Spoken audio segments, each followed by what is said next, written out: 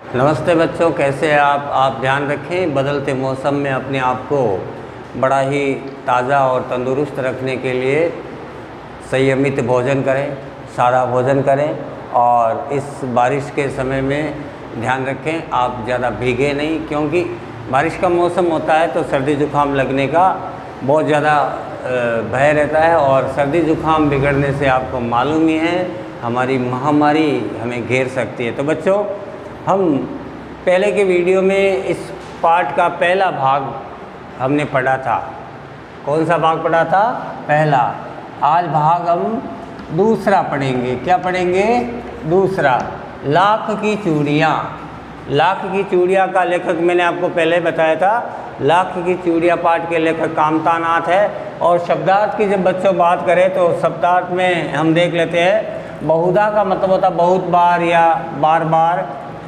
अवधि का मतलब होता है समय। रुचि का मतलब शौक। विरले यानी किसी बहुत कम लोगों में एक आदमी। सहसा का मतलब होता है अचानक। निहारना का मतलब एक टक देखना। एक ही दृष्टि से हम कई देर तक उसको देखते तो उसको एक टक देखना कहते हैं। स्मृति पटल का मतलब यादों के झरोके या यादों के पर्दे। अतीत का मतलब होता है बच्चों बीता हुआ समय।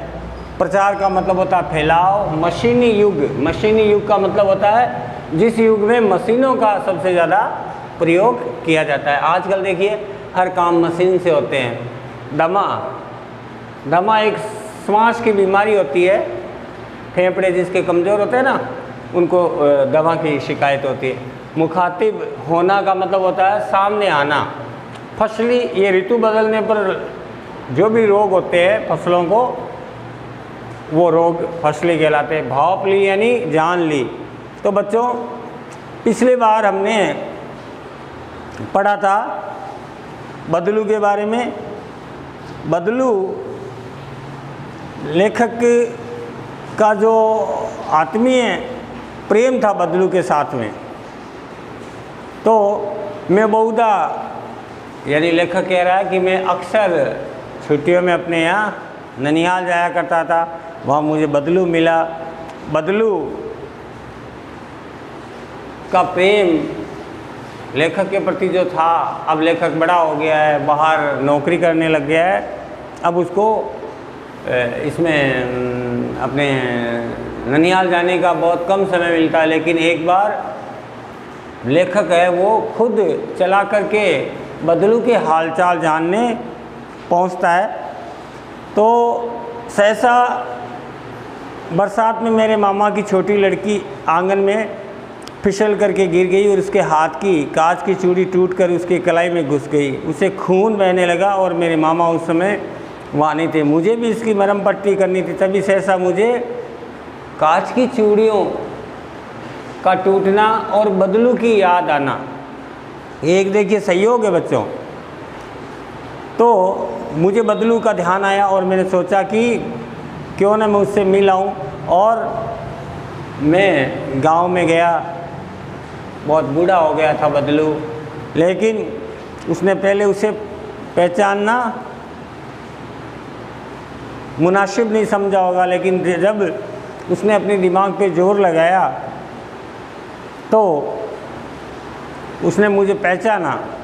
बदलू बोला, सही कहते हो लल्ला, कांच जल्दी टूटता है, परंतु आपने पहले पढ़ा था ना कि बदलू के पास लेखक जाता है, अपना परिचय देता है। धीरे धीरे बदलू और लेखक के बारे में वापस पुनः परिचय होता है और फिर बातचीत का दौर शुरू होता है। तो बदलू कहता है, सही कहते हो लल्ला, कांच की चूड़ियाँ जल्दी टूट जाती है। परंतु लेखक से बात करते हुए बदलू को खांसी आने लगी और थोड़ी देर खांसता रहा। लेखक को लगा कि उसको किसकी दमा की बीमारी है। उसका शरीर भी उम्र के साथ साथ कमज़ोर हो चला है। बदलू ने न जाने कैसी लेखक के मन में एक शंका उठी और जान लिया और कहने लगा कि ये दमा का रोग नहीं है, परंतु ऋतु बदलने के साथ में 2 महीने खांसी। कई बार क्या होता है बच्चों की, समय जो ही परिवर्तित होता है तो उसका असर है वो कम जिसके पास में रोग प्रतिरोधक क्षमता, हालांकि कोई भी रोग हो, कम यानी रोगों की लड़ने की क्षमता जिस शरीर में कम होगी उस पर वो रोग हावी हो जाता है। तो बदलू कहता है कि मेरे ये दमा नहीं है, जब मौसम बदलता है, ऋतु बदलती है, तो 2 महीने के लिए मुझे इसका शिकार होना पड़ता है और 2 महीने तक मुझे खांसी आती है। खांसी 10-15 दिन में ठीक हो जाएगी। लेखक ने अपनी बात का कोई उत्तर नहीं दिया, पर उसे लगा कि बदलू के मन में धंधा बंद हो जाने का बहुत बड़ा दुख है। देखो बच्चों, धंधे से परिवार चलता है, धंधे से हर छोटे मोटी आवश्यकताओं की पूर्ति होती है। जब धंधा ही बंद हो जाता है तो इंसान मंदा तो पड़ेगा। अभी देखो महामारी आई थी, 2-4 महीने से सभी लोगों का काम ठप है, तो लोगों के दिमाग में सोचने पर मजबूर होते कि नहीं होते हैं? या हम जो अच्छे खर्चे कर रहे थे वो अब खर्चे हमारे बंद हो गए। तो बहुत देर तक मैं सोचता रहा कि मशीनी युगों के कारण जो हाथ के बनाने वाले कारीगर हैं, जो हाथ से चीज़ें बनाते हैं, उनका तो शायद अब मामला ख़त्म होने को है, क्योंकि एक मशीन है वो 1 घंटे में 10,000 मान लो चूड़ियाँ बना देती है, और एक इंसान 8-10 जोड़े चूड़ियाँ बनाता है, तो फ़र्क पड़ता है। मशीनी युग के कारण देखिए लोगों के पास में हाथ में काम कम हो गया है। 10 आदमियों का काम एक कंप्यूटर कर देता है, तो 10 आदमी में से 1 आदमी को रोज़गार मिलेगा। कंप्यूटर चलाने वाला 1 होगा, लेकिन 9 आदमी तो बेरोज़गार हो जाएंगे। तो धीरे धीरे कारीगरों की रोजी रोटी पर संकट आ जाता है, और आया था। इसके बाद दोनों देर तक चुप रहे और लेखक को ये चुप्पी अच्छी नहीं लगी। फिर लेखक बोल पड़ा, काका आम की फसल अब कैसी है? कुछ देर सोचने के बाद में बात का विषय बदलते हुए मैंने पूछा, अच्छा है लल्ला, बहुत अच्छी है। उसने लहक कर उत्तर दिया और अंदर अपनी बेटी को आवाज़ दी, अरे ओ रज्जू, लाला के लिए आम तो ले आ। फिर मेरी ओर मुखातिब होते हुए बोला, माफ़ करना लल्ला, तुम्हें तो मैं आम खिलाना भूल ही गया था। नहीं काका, आम तो इस साल बहुत खाए। वाह वाह, बिना आम खाए कैसे जाने दूंगा तुमको। मैं चुप हो गया। मुझे वे दिन याद आए जब मेरे लिए बदलू मलाई बचा करके रखता था। लेखक बड़ा ही चिंतनीय हो गया था। आम तो मैंने बहुत खाए, लेकिन लेखक ने कहा, मैं इस बार बहुत ज़्यादा आम खा चुका हूँ। फिर लेखक पूछता, गाय तो अच्छी है ना काका?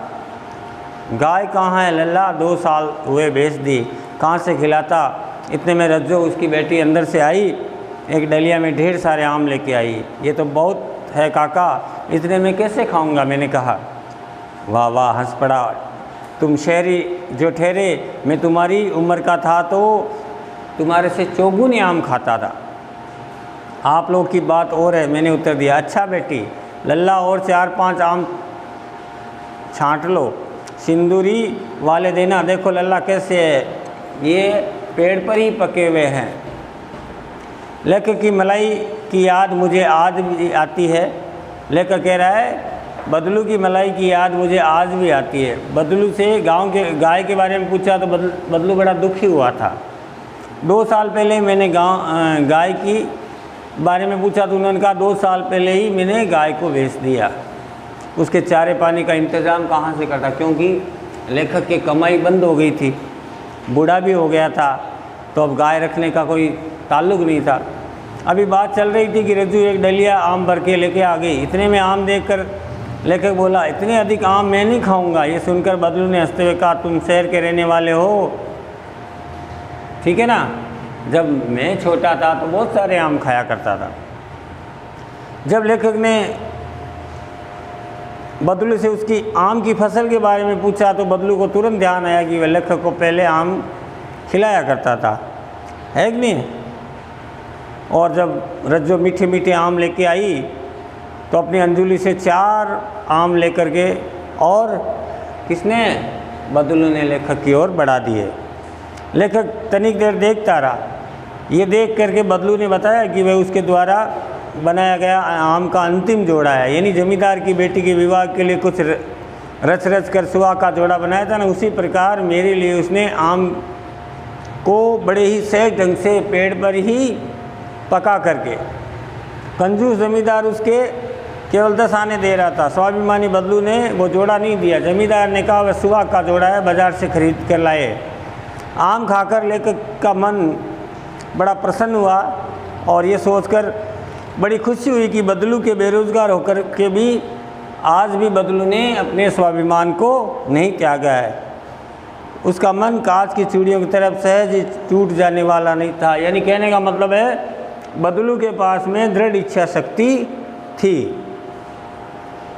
तो बच्चों, आज आपको इसके 2 सवाल मैं डाल रहा हूँ, ये आपको करने हैं, और कुछ सवाल में आपको ओरली जो कि ऑब्जेक्टिव टाइप है उसको मैं बता दूंगा।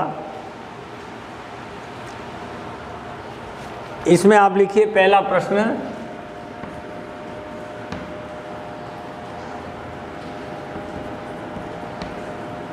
बचपन में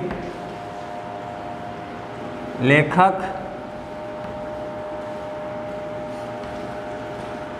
अपने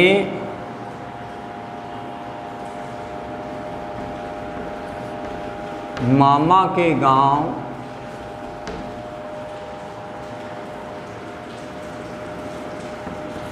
क्यों जाता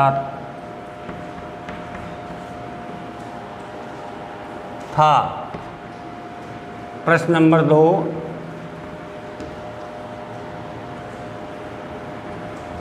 वस्तु विनिमय क्या है। बचपन में लेखक अपने मामा के गांव क्यों जाता था। इसका उत्तर आप लिखेंगे, बचपन में लेखक अपने मामा के गांव इसलिए जाता था क्योंकि गर्मियों की छुट्टियां हो जाती और वहां बदलू काका के साथ वो अपना समय बिताता और लाख की छोटी छोटी गोलियां हैं वो खेलने के लिए लाता था।